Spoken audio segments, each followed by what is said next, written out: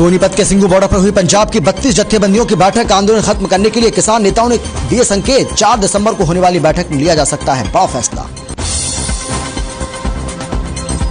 कृषि क्षेत्र के विकास की ओर एक और कदम। कृषि क्षेत्र के निवेशकों और किसान उत्पादक संगठनों के बीच साइन हुआ एमओयू। सीएम मनोहर लाल ने कहा, हमारा फोकस हमेशा से कृषि पर रहा। बीजेपी प्रदेश अध्यक्ष ओपी धनखड़ का बयान, कहा किसानों पर दर्ज केसों वापस। दिग्विजय चौटाला के बयान का किया समर्थन।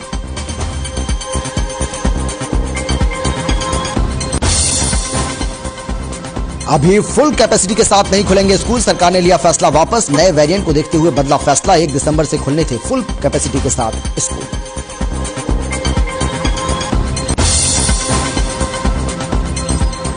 प्रदेश के नए मुख्य सचिव होंगे संजीव कौशल। विजय वर्धन लेंगे जगह। हरियाणा के 1986 बैच के सीनियर आईएएस अधिकारी हैं संजीव।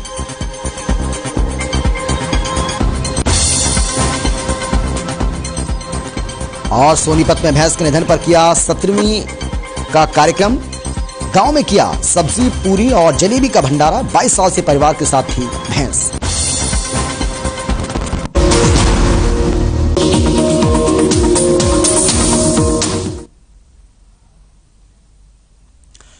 नमस्कार, आप देख रहे हैं हर खबर हरियाणा और आपके साथ मैं हूं अमित शर्मा। सबसे पहले बात करेंगे चंडीगढ़ की, जहां कृषि क्षेत्र में विकास के लिए हरियाणा सरकार की तरफ से एक ऐतिहासिक फैसला लिया गया। कृषि क्षेत्र निवेशकों और किसान उत्पादकों के बीच एमओयू साइन हुआ है। यह एमओयू मुख्यमंत्री मनोहर लाल की मौजूदगी में साइन हुआ। इस बीच कृषि मंत्री जयप्रकाश दलाल भी मौजूद रहे। वहीं सीएम मनोहर लाल ने इस दौरान कहा है कि हमारा फोकस हमेशा कृषि पर रहा। एफपीओ का कॉन्सेप्ट छोटे किसानों के लिए फायदेमंद है। 600 एफपीओ अभी तक बन चुके हैं और इसी के साथ सीएम ने यह भी कहा है कि 2022 तक 1000 एफपीओ बनाने का लक्ष्य है।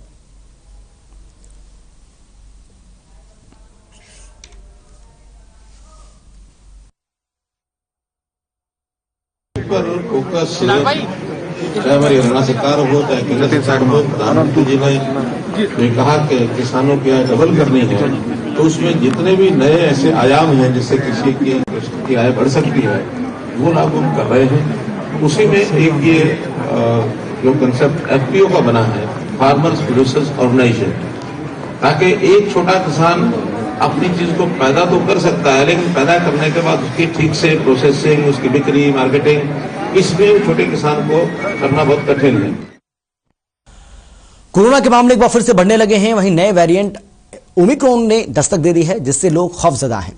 इससे निपटने के लिए सरकार भी अलर्ट हो गई है। इस नए वेरिएंट के कहर से बचाव के लिए हरियाणा के मुख्यमंत्री मनोहर लाल ने कहा है कि हमारी पूरी कोशिश है कि कोरोना का नया वेरिएंट हरियाणा में प्रवेश ना कर पाए, और अगर किसी कारणवश कोई केस मिलता भी है तो इससे निपटने के लिए हमारी सरकार पूरी तरह से तैयार है।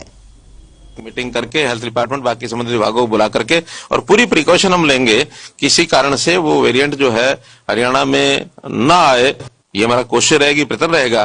किसी कारण से कुछ केस आता भी है, कोई ऐसा डायग्नोज होता भी है, तो हम उसकी जो भी उसकी प्रक्रिया है उसको पूरा अडॉप्ट करें।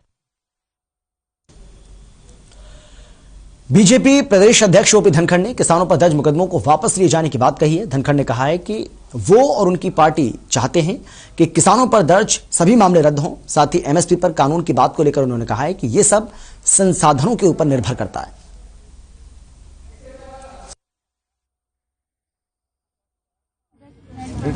में वापसी लेना और मुआवजे की बात है। निश्चित रूप से राज्य सरकारें भी पॉजिटिव हैं, उस विषय पर आगे बढ़ेंगे ऐसा मुझे लगता है। राज्य सरकारों की सोच भी धनात्मक है सारे। आपकी सहयोगी पार्टी कह रही है कि मुकदमे वापस होंगे। मैं कह रहा लगता हूँ, मैं भारतीय जनता पार्टी का अध्यक्ष कह रहा हूँ, सहयोगी पार्टी की क्या बात है। मैं भारतीय जनता पार्टी का अध्यक्ष कह रहा हूँ कि सरकार इस विषय में धनात्मक है सभी बातों पर। सोनीपत के सिंगू बॉर्डर पर पंजाब की 32 जत्थेबंदियों की बैठक हुई है। बैठक के बाद किसान नेताओं ने कहा है कि सरकार ने उनकी मांगों को मानते हुए कृषि कानून को वापस ले लिया। उन्होंने बताया कि सरकार ने संयुक्त किसान मोर्चा को 2 प्रस्ताव भेजे, जिनमें एमएसपी गारंटी कानून कमेटी के लिए 5 नाम मांगे, और गृह मंत्रालय ने सभी राज्यों के मुख्यमंत्रियों को आदेश जारी किए हैं कि वो किसानों पर दर्ज मुकदमे वापस लेने पर विचार करें। जिसके बाद मुख्यमंत्री मनोहर लाल ने हरियाणा के किसान नेताओं की बैठक बुलाई है। किसान नेताओं ने कहा है कि 4 दिसंबर को अगली बैठक होगी, जिसमें आंदोलन वापसी पर फैसला लिया जा सकता है।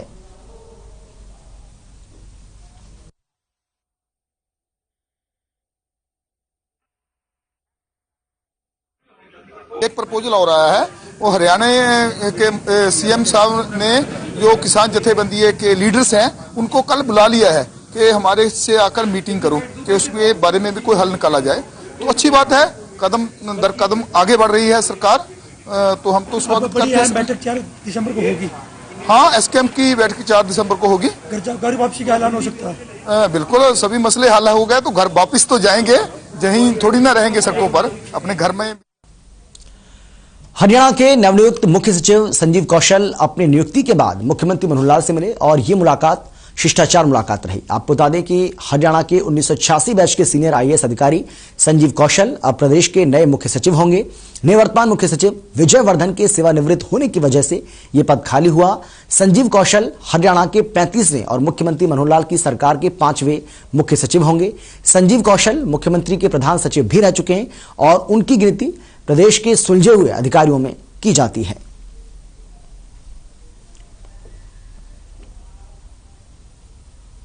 फरीदाबाद के बल्लभगढ़ में जर्जर सड़कों और स्वच्छता की स्थिति को दुरुस्त करने को लेकर परिवहन मंत्री मूलचंद शर्मा के साथ उनके बड़े भाई टिपरचंद शर्मा भी पूरी तरह से जुट गए हैं। वार्ड 38 सुभाष कॉलोनी में करीब 8 लाख से बनने वाली कंक्रीट की सड़क के काम का आज परिवहन मंत्री मूलचंद शर्मा के बड़े भाई टिपरचंद शर्मा ने स्थानीय लोगों के साथ मिलकर नारियल तोड़वाकर शुभारंभ किया। आपको बता दें कि यह सड़क बालाजी मंदिर से शुरू होकर कॉलोनी के बीच से गुजरेगी। सड़क बनने से कॉलोनी वासियों की करीब 40 साल पुरानी समस्या दूर हो जाएगी। इस मौके पर पंडित टिपरचंद शर्मा ने कहा है कि ये लोगों की वर्षों पुरानी मांग थी जिसे पूरा किया जा रहा है। इसके साथ ही उन्होंने कहा कि ये जल्द बनकर तैयार हो जाएगी। आज वार्ड 38 में आए हम, जल्दी एक गली का काम चालू करने वाले हैं। बहुत पुरानी मांग थी, करीब 40 साल से इस गली में ना किसी ने ईंट लगाई ना कोई रोड़ी लगाई, और इसको आरएमसी रोड बनाने जा रहे हैं। तो कहाँ से जुड़ेगी ये गली, कहाँ के लोगों को लाभ मिलेगा इसका? बहुत लोगों को लाभ मिलेगा इसका। ये बालाजी रोड की साथ में गली है, काफी लंबी गली है, वार्ड नंबर 38 में आती है। हमारे यहाँ वार्ड नंबर 38 के पार्षद प्रसाद गौड़ जी और मौजूद लोग इस तो सड़क निर्माण कार्य का शुभारंभ आज यहां पर किया गया है। फरीदाबाद की तस्वीर आपको हम दिखा रहे हैं जहां 40 साल पुरानी समस्या को अब दूर किया जाएगा। 8 लाख से बताया जा रहा है कि इस कंक्रीट की जो सड़क है उसका निर्माण कार्य शुरू किया जाएगा और 40 साल पुरानी लोगों की समस्या दूर हो जाएगी।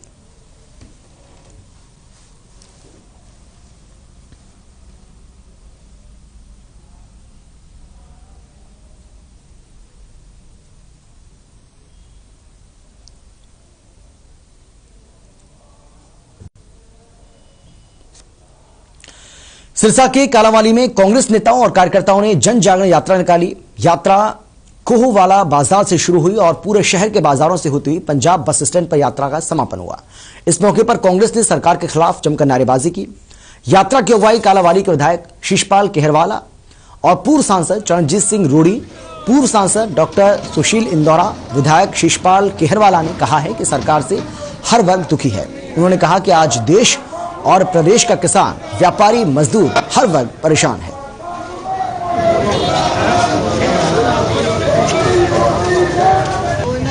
और ये लड़ाई जब तक चलती रहेगी, जब तक केंद्र से भारतीय जनता पार्टी की सरकार को विदा ना कर लें और प्रदेश में भी भारतीय जन भावना के अनुसार काम करें और लोगों की दुख। धर्मनगरी कुरुक्षेत्र में क्षत्रिय समाज के लोग थानेसर से विधायक सुभाष सुधा के निवास के बाहर धरने पर बैठे और विधायक पर वादाखिलाफी का आरोप लगाया। जोरदार नारेबाजी की। सुरक्षा के मद्देनजर थानेसर विधायक के निवास के बाहर पुलिस बल को तैनात किया गया ताकि किसी भी तरह की स्थिति से निपटा जा सके। आपको बता दें कि लोगों ने आरोप लगाया है कि आगामी जो 5 दिसंबर है उसको भी एक बड़ा प्रदर्शन किया जाएगा क्योंकि सुभाष सुधा ने वादाखिलाफी की है।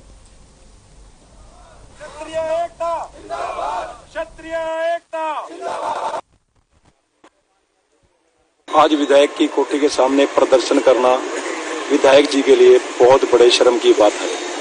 जो विधायक 2 बार यहाँ पर विधायक बन चुके हैं, आज क्षत्रिय समाज उनके दरवाजे पर इसलिए आया है कि क्षत्रिय समाज को ये महसूस हुआ है कि ऐसा धोखेबाज विधायक, वादा खिलाफी करने वाला विधायक हमारे समाज ने नहीं देखा। लोग इनके बारे में बहुत कुछ सोचते होंगे, पर हमारे समाज ने पूर्ण रूप से 5 महीने से ये फैसला किया है कि भी ऐसा विधायक जो वादा करके और एक इतने बड़े समाज के साथ वादा खिलाफी की है, ये सुबह सुधा जी के लिए भी और थानेसर हल्के के लोगों के लिए भी बहुत शर्म की बात है कि जो एक विधायक पर इतना भरोसा करते हैं। हम भी भरोसा करके 5 महीने पहले इनके भरोसे हमने एक फैसला लिखवाया था अपने समाज का, जो कि 5 महीने पहले 28 जून 2021 को संघर्ष समिति क्षत्रिय सभा जो एक धरना प्रदर्शन कर रही थी क्षत्रिय सभा कुरुक्षेत्र धर्मशाला में, हमारा जो धरना प्रदर्शन था वो हमारे ही समाज के कुछ चुनिंदा लोग जो क्षत्रिय समाज की धर्मशाला के ऊपर कब्जा किए बैठे थे, उनको वहां से हटाने के लिए हमने अपना धरना प्रदर्शन दिया हुआ था। विधायक जी ने जो है ना वादा खिलाफी कर दी और विधायक जी बात करने के लिए भी तैयार नहीं है। और अगर विधायक जी बात करें और बैठ के हमारे मसले को सुलझा दें तो हमने धरना करने की जरूरत ही नहीं है, हम धरना प्रदर्शन बंद कर देंगे। और आज हमने यहाँ प्रदर्शन किया है कम लोगों से, जो कि एसपी साहब ने हमारे को कल बुलाया था। बुलाने के बाद उन्होंने कहा था भी आप जो है ना कल का धरना कैंसिल कर दो। हमने भी कल का धरना तो हम कैंसिल नहीं करेंगे। वो बोले भी फिर आदमी कम लेके आना, तो फिर हमने आदमी की मान ली, काम कर ली। 3 तारीख को जहाँ पर हम मुजाहरे हैं, उसके बाद जो है ना एक बड़ी मीटिंग होगी हमारी, और मीटिंग के बाद हम जो है ना बहुत बड़ा प्रदर्शन करेंगे 5 तारीख को।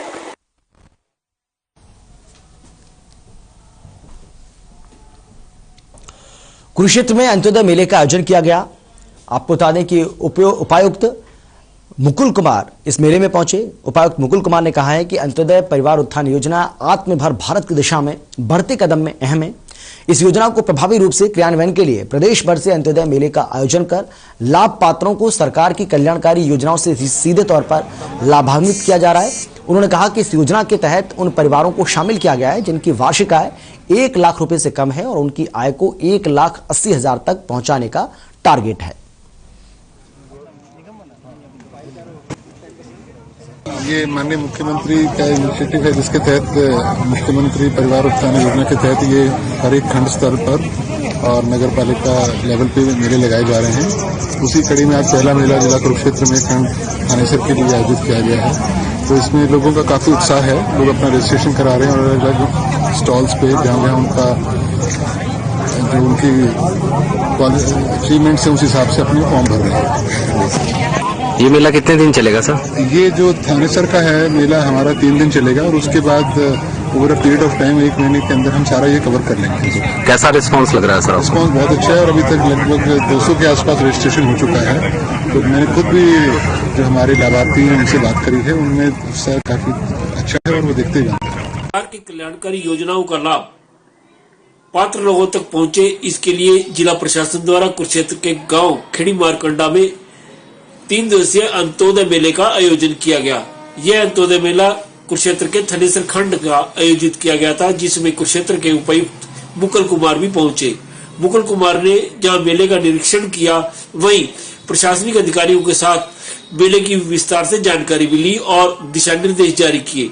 उपायुक्त मुकुल कुमार ने मेले के दौरान आम जो लोग आए हुए थे उनसे भी बातचीत की और उनसे जानकारी हासिल की तथा उनकी समस्याओं को भी समझा।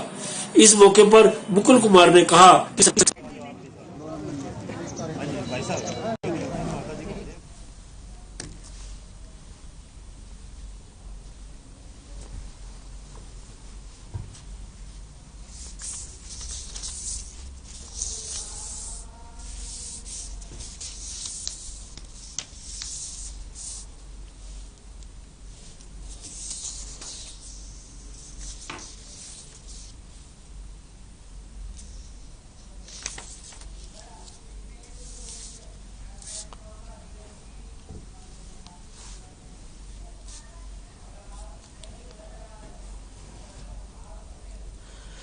फरीदाबाद के सेक्टर 12 स्थित खेल परिसर में मुख्यमंत्री अंत्योदय परिवार उत्थान मेले का शुभारंभ किया गया। इस मौके पर सभी सरकारी विभागों ने अपने स्टॉल लगाए और आगंतुकों को सरकारी कार्यों की जानकारी दी। फरीदाबाद के उपायुक्त जितेंद्र यादव ने खुद यहां का जायजा लिया इस मौके पर हमारे वरिष्ठ संवाददाता बीडी कौशिक ने उपायुक्त जितेंद्र यादव से बातचीत की है और मेले की जानकारी हासिल की।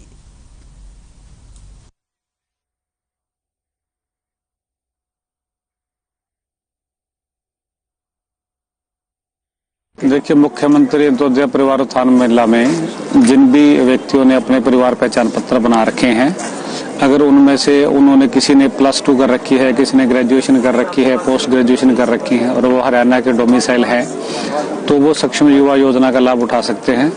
इसके तहत उनको अनएम्प्लॉयमेंट अलाउंस भी दिया जाता है। जो +2 से कम है उनको 900 रुपये प्रति माह, ग्रेजुएट्स को 1500 रुपये प्रति माह और जो पोस्ट ग्रेजुएट्स हैं उनको 3000 रुपये प्रति माह अनएम्प्लॉयमेंट अलाउंस दिया जाता है। इसके अतिरिक्त अगर वो चाहें तो सरकारी कार्य करना चाहें तो वो सक्षम युवा के तौर पर अपने आप को रजिस्टर कर सकते हैं।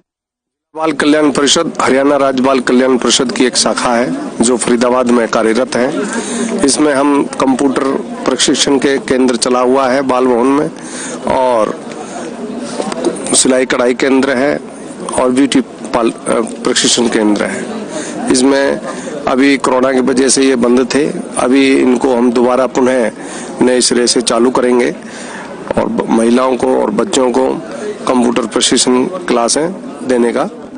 देखिए, मुख्यमंत्री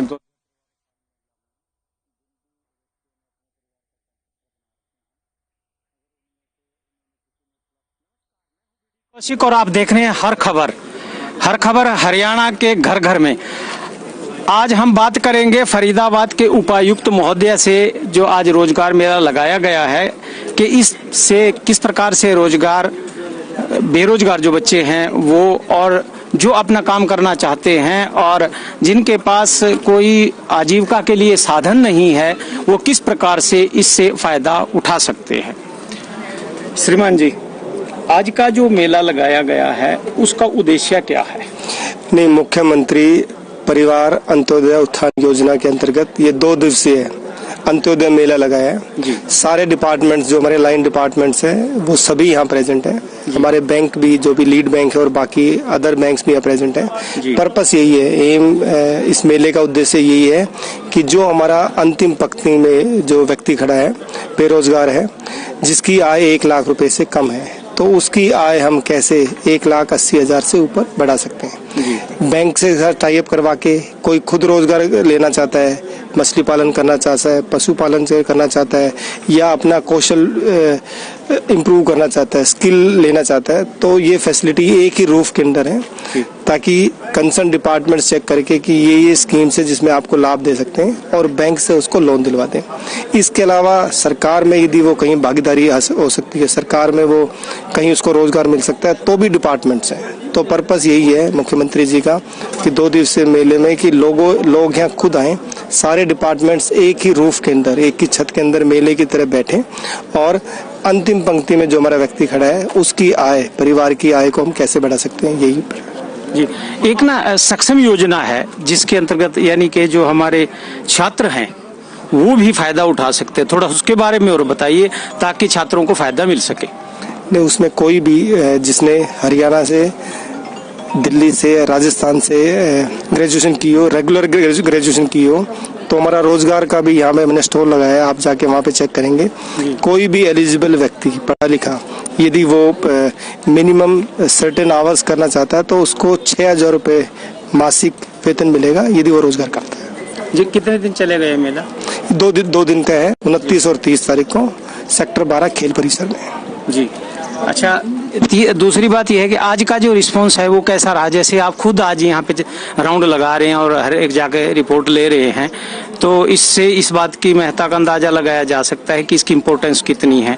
तो इसका रिस्पांस क्या रहा आज? नहीं, बिल्कुल ये माननीय मुख्यमंत्री की फ्लैगशिप स्कीम है और आप देख रहे होंगे सभी ऑफिसर्स पर्सनली प्रेजेंट हैं। मैं हमारे एडीसी साहब या बाकी सभी डिपार्टमेंट के भी अधिकारी को हमने निर्देश दिए हैं कि आपने खुद प्रेजेंस होना। आज के दिन जो हमारे टोटल डाटा पुश किए गए हैं 363 के लगभग है, अभी तक 60 आदमी आए हैं, अभी तक लाभार्थी आए हैं, उनका हम प्रोसेस कर रहे हैं। कल भी 360 के लगभग लाभार्थी आएंगे, देखते हैं कैसा प्रयास रहता है, कैसा रिस्पॉन्स रहता है। धन्यवाद। जय हिंद। तो ये थे फरीदाबाद के उपायुक्त महोदय, जिनका ये कहना है कि ये मुख्यमंत्री अंत्योदय परिवार उत्थान मेला जो ये लगाया गया है, इसमें युवाओं को आमंत्रित किया गया है और भी जो जरूरतमंद लोग हैं उनको भी आमंत्रित किया गया है, ताकि उनका जो आजीविका और वो अगर कोई भी काम करना चाहें उसके लिए लोन, तो ये सारी बातों का फायदा यहाँ पे मिलेगा। जो लोग इसमें जिनके पास रोजगार नहीं है, ये वो अपना काम करना चाहते हैं, जिनको ऋण चाहिए, तो यहाँ सेक्टर 12 खेल परिसर में आके इसका फायदा उठा सकते हैं। हर खबर चैनल के लिए सेक्टर 12 फरीदाबाद से मैं। और चलिए बात करेंगे साइबर सिटी गुरुग्राम की। आने वाले समय में साइबर सिटी गुरुग्राम में कोई भी बच्चा अनपढ़ नहीं रहेगा, क्योंकि इसके लिए अब सबका सहयोग संस्था ने बड़ा कदम उठाया है। विश्व के मानचित्र पर साइबर सिटी के रूप में गुरुग्राम अपनी पहचान बना चुका है। यहां कोई भी बच्चा निरक्षर ना रहे, इसके लिए प्रदेश सरकार ने सरकारी स्कूलों की स्थापना की थी, लेकिन उनके रखरखाव पर कोई ध्यान नहीं दिया गया, जिसके चलते ज्यादातर सरकारी स्कूल खंडर में तब्दील हो गए। और ऐसे में सबका सहयोग नामक संस्था खंडर में तब्दील हो चुके ऐसे सरकारी स्कूलों की कायाकल्प करने के लिए बड़ा कदम उठाया है।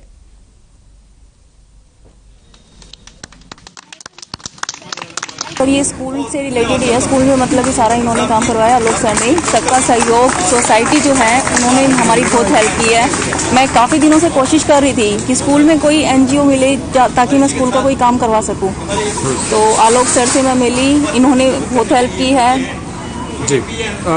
किस तरीके की दिक्कतें इससे पहले आ रही थी, क्या कुछ काम स्कूल में हुआ है? सर जितना काम हो सकता है उतना काम तो हम करवा ही रहे थे। स्कूल से भी जैसे ग्रांट आ रही थी वो तो कर ही रहे थे। किस तरीके का काम हुआ है? आज यहाँ पे वाइट वॉश करवा दी है सर ने, और ये छोटी मोटी मरम्मत जो है, बल्कि दीवारें टूटी हुई थी वो दीवारें ठीक करवा दी। बच्चों के लिए बेंच दे दिए हैं उन्होंने, तो ये भी बहुत बड़ी हेल्प है उनकी तरफ से। ऐसा जी कई भावनात्मक बातें ऐसी होती है, वो कहते हैं मोहब्बत मायनो अल्फाज में लाई नहीं जाती, ये वो नाजुक हकीकत है जो समझाई नहीं जाती। जब मन के भाव है ना, जब आप ऐसी धरा पर आते हो जहाँ आपका बाल्यकाल, आज से 63 साल पहले मैंने स्कूल में एडमिशन लिया था, उसको देख करके मन के अंदर थोड़ा सा रुंदन भी होता है, थोड़ा सा स्पंदन भी होता है, थोड़ी खुशी भी हुई, बहुत अच्छा लगा। और ये जो हमारे मित्र हैं अपना आलोक अरोड़ा जी, सबका सहयोग सोसाइटी के माध्यम से बहुत अच्छा ही कार्य इन्होंने किया है। और मेरी इच्छा है कि भविष्य में इस स्कूल के साथ मैं जुड़ूं, जो भी मेरे से हो सके। बाकी करता तो ईश्वरी कार्य ईश्वर स्वयं ही है, लेकिन साधन किसी को बनाता है। तो मेरी इच्छा है कि इस स्कूल के प्रति मेरा कुछ भविष्य के लिए समर्पण और होना चाहिए। देखो, ये हमारा आज मैं अपने सबका सहयोग सोसाइटी का जो आज 6 वर्ष पूरे हुए हैं, उसकी वजह से मैं आप लोगों के माध्यम से यहाँ देश प्रदेश में सब लोगों को एक ये संदेश देना चाहता हूँ कि देखो, बिना सामाजिक संस्थाओं के कोई भी सरकारी काम पूरा नहीं होता। और हम सरकारी संस्थाओं की वजह से ही ये आज जो स्कूल का निर्माण हुआ, उसमें देखो बच्चों के लिए हमने बहुत चीज़ें सोची थी, लेकिन सरकारें कुछ नहीं कर रही। देखो, आप इन बच्चों को एक बार कैमरा घुमा करके पीछे दिखाओ, किसी बच्चे के पास वर्दी तक नहीं है, बैठने की व्यवस्था नहीं है। इसी चीज़ को देखते हुए हमारी संस्था पिछले 6 साल से सरकारी स्कूलों पे काम करे। अब तक हमने 6 से 7 स्कूलों को अडॉप्ट किया हुआ, जिसके अंदर हमने हर साल जो हमारा वार्षिक उत्सव होता है उस पर हम हर साल 500, 600, 1000 बच्चों तक को वर्दी, जूते, स्वेटरें, जो जहाँ जैसी जैसी ज़रूरतें होती है हम उनको प्रोवाइड करवाते हैं। लेकिन इस स्कूल की कहानी कुछ अलग है कि ये इस स्कूल को 2 साल पहले प्रिंसिपल मैडम का हमारे पास फोन आया था, लेकिन इन बिटवीन कोरोना काल के चक्कर में ये हर साल आगे सरकता रहा। लेकिन इसके लिए हमने पहले पिछले साल स्कूल की दाखिलों के लिए कैंपेन स्टार्ट करा था। जब इस स्कूल के अंदर स्ट्रेंथ सिर्फ 70 बच्चों की थी, तब हमने इस स्कूल के अंदर कैंपेन चला करके 120 से 25 बच्चों की। आजादी के अमृत महोत्सव के तहत भूकंप जैसी प्राकृतिक आपदा से निपटने के लिए बल्लभगढ़ के राजा नाहर सिंह महल में मॉकड्रिल का आयोजन किया गया। बल्लभगढ़ के राजा नाहर सिंह महल का नजारा हम आपको दिखाएंगे, जहां स्वास्थ्य विभाग, राजस्व विभाग और एनडीआरएफ की टीम के अलावा कई सामाजिक संगठन प्राकृतिक आपदा के समय निपटने के लिए मॉक ड्रिल का आयोजन कर रहे हैं। और इनकी माने तो ऐतिहासिक स्थलों पर इस तरह की मॉक ड्रिल प्रशासन आयोजित कर रहा है।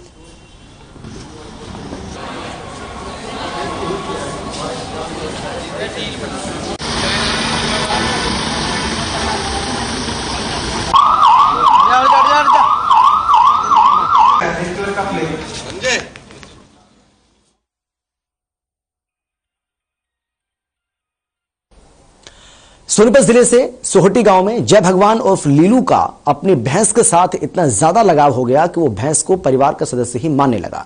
लेकिन भैंस के निधन होने के बाद जय भगवान ने सोहटी गांव में वाटिका बुक की, जहां भैंस के निधन पर 17वीं मनाया गया। सोहटी के साथ साथ आसपास के अलग अलग गांव को दावत भी दी गई। वाटिका में बच्चे, महिलाएं, बुजुर्ग और जवान सभी बुलाए गए। पंचायती तौर पर सभी को निमंत्रण दिया गया।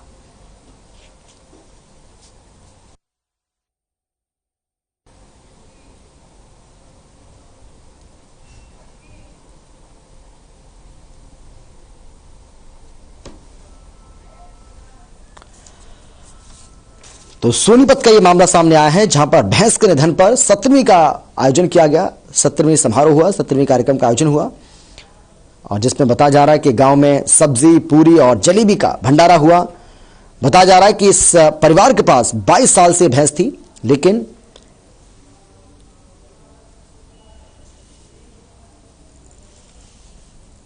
अब इस भैंस की 17वीं का कार्यक्रम आयोजित किया गया, जिसमें बताया जा रहा है कि गांव वालों को भी इस पे बुलाया गया। और तस्वीरें आप देख ही रहे हैं, जैसे छोटे छोटे जो बच्चे हैं वो भी यहां पर, आप उनको भी देख सकते हैं। हर तरह के जो लोग हैं, हर वर्ग के जो लोग हैं, चाहे वो महिला हों, बुजुर्ग हों, युवा हों, सभी यहां पर पहुंचे और सभी ने इसमें बढ़ चढ़कर भाग लिया और दावत भी खाई। करीब 1 साल पहले झज्जर के छावनी मोहल्ले में एक 5 साल के मासूम के साथ रेप करने के बाद उसकी जघन्य हत्या करने वाले आरोपी को दोषी करार देने के बाद अब अदालत ने फांसी की सजा सुनाई है। आपको बता दें कि झज्जर के छावनी मोहल्ले में एक प्रवासी मजदूर की 5 साल की बेटी को यहां के रहने वाले विनोद उर्फ मुन्ना ने अपनी हवस का शिकार बनाया था और बाद में उसकी हत्या की थी। सूचना के बाद मौके पर पहुंची पुलिस ने आरोपी के घर का दरवाजा तोड़कर मासूम के शव को वहां से बरामद किया था और आरोपी को गिरफ्तार कर लिया था। ये जघन्य वारदात हुई थी दिसंबर के महीने में 2020 में 20 और 21 दिसंबर की रात को के बीच में एक जघन्य वारदात हुई थी, जिसमें एक 5 साल की मासूम बच्ची के साथ में रेप और बलात्कार और उसकी हत्या का एक घटना को अंजाम दिया गया था, जिसमें एक उसी दिन मौके से ही इसमें जो मेन आरोपी था विनोद उर्फ मुन्ना, जो छावनी मोहल्ले का ही रहने वाला था, उसने ये कार्रवाई की थी, उसको गिरफ्तार किया गया था। इस मुकदमे की तफ्तीश में पुलिस ने जिस तरह से ध्यान लगा के और प्रॉम्प्टली कार्रवाई की, उसमें डीएसपी राहुल देव इस मुकदमे के तफ्तीश अफसर थे। तो इन्होंने 6 दिन के अंदर सारे महत्वपूर्ण सबूतों को इकट्ठा करते हुए और 6 दिन के अंदर तफ्तीश को कंप्लीट करके कोर्ट में चार्जशीट सबमिट की। और इसी के साथ इस बुलेटिन में फिलहाल इतना ही। छोटे से ब्रेक के बाद फौरन लौटेंगे। आप देखते रहिए हर खबर हरियाणा।